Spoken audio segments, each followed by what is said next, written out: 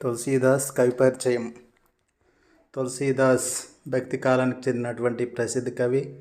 అతను రామ్ భక్తి శాఖకు చెందినటువంటి ప్రసిద్ధ కవి.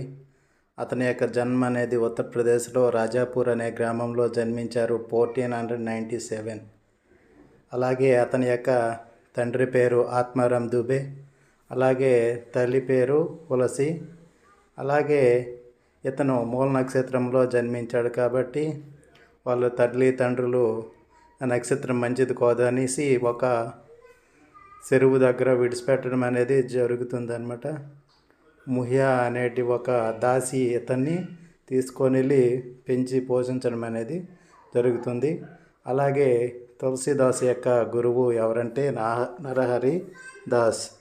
అలాగే ఈ తులసీదాస్ కాశీలో వేదాల్ని, ఉపనిషత్తులు మొదలైనటువంటి ధార్మిక గ్రంథాలను చదవడం అనేది